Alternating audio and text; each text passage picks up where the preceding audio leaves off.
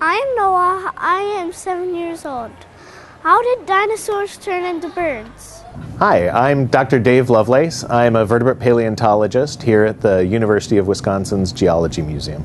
How did birds evolve from dinosaurs is a fantastic question, and it's actually one within dinosaur paleontology that extends all the way back to the late 1800s.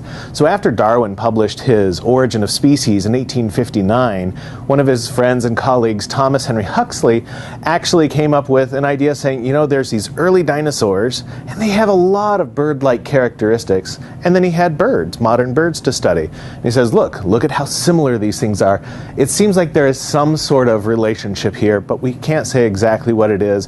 1 year later, the very first specimen of Archaeopteryx was found. Archaeopteryx is the oldest bird. It was diagnosed as the first bird, even though if we were to look at it today, we would say it is a feathered dinosaur. It has a long tail, it has feathers. The feathers have a specific quality to them. If you look at a feather, the center of it can be in the center, or it can be offset. And if it's offset, it's a flight feather. So Archaeopteryx had specialized feathers for flight, but it had teeth, it had a long tail, it had the little sickle claw, everything that looks like a small little, almost like velociraptor or a dromaeosaur. So we know now, after the last 20 or 30 years, we've been finding an amazing array of fossils all over the world, but many of them coming from lake beds in China. And those specimens are all feathered. There was even an exquisite specimen that was found just last year in amber that had the caudals, the tailbones of the dinosaur, and on those tailbones was a fully preserved feathered tail in amber. It was an exquisite specimen.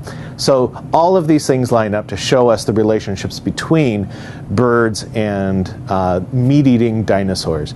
Now, that's not to say T-Rex evolved into birds, but one of the groups that relates to that is related to T-Rex, like the dromaeosaurs, they or similar groups evolved into the small-bodied birds. So not all dinosaurs were big. In fact, the smallest ones are the ones that are still alive today. The one big question is, how exactly did flight evolve?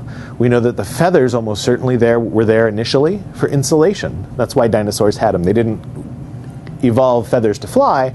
They likely evolved feathers for insulation that then were later adapted to other things like sheltering their eggs or their nests, and then ultimately using them for dynamic structures. So if you have a little bit of wing on your feather on your arm, you can be running really fast and throw your arms out, and it induces drag, which causes you to turn really quick. You do that and throw both arms out, and you start to fly a little bit. So all of those things add up to sequential steps that feathers were ultimately adapted to flight, but they weren't originally evolved for flight.